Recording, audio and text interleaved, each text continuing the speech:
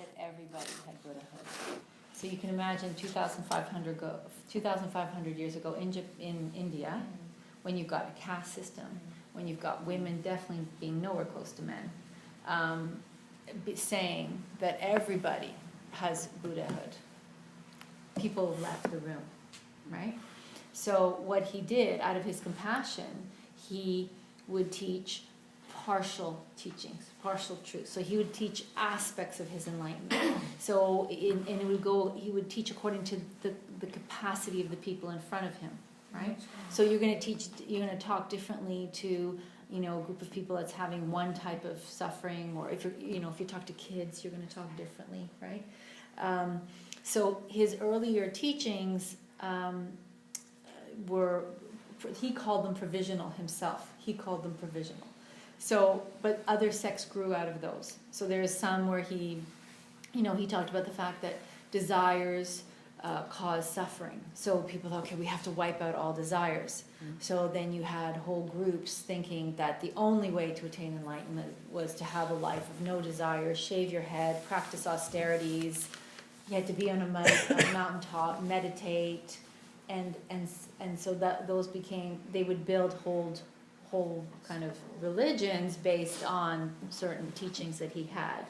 And then when he died, just before he died, he had said, please discard these as provisional. They had truth in them. They're not totally wrong. They were just limited, some of them, right? But people didn't want to let go. So you had two schools of Buddhism after he died that happened. There was Hinayana and Mahayana. And the main difference between the two is Hinayana, there was a strong focus on self-enlightenment.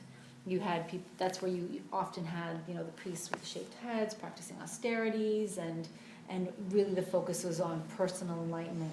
Mahayana teachings were all about compassion and helping others attain enlightenment. So they were, again, many professors will say Mahayana is the higher vehicle because it focused on compassion in other people, not only personal enlightenment. So Lotus Sutra falls in the Mahayana school of Buddhism. And in the Mahayana school, again, there's other, it just, it changed. There's Tibetan Buddhism, there's Zen, there's Nembutsu, there's different types of Buddhism. They all have some similarity, like they all respect life, for example, right? Life is sacred in all Buddhism. There's no excuse to kill in Buddhism ever. That's one of the reasons I like it, coming from another background full of war in my particular culture, whereas like in Buddhism, there is never justification for killing, right?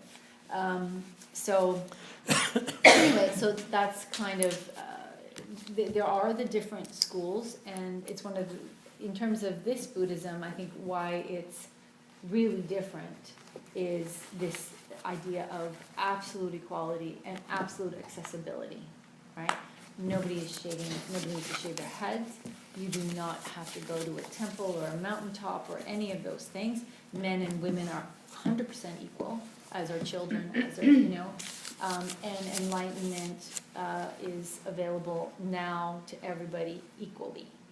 And I think that's where there'll be variations with the other schools. So it's a very personal choice. Obviously, if I didn't think this was the best one, I'd be practicing something else. So I'm going to be biased, right? I'm doing this one because this one, after 28 years, I still get the best answers to my questions. Everything only gets better, only more exciting. It's continually refreshing. It's so profound that there's always something exciting, right? So. Well, like you said, you find your connection to it. If it doesn't work for you, then Exactly, right? And you ask questions. I asked a lot, and I was skeptical and doubted certain things, but every answer I got, sense to me. That's what I thought. And never mind, then when you chant about it, it actually works. Okay, how often does this happen in life, right? So.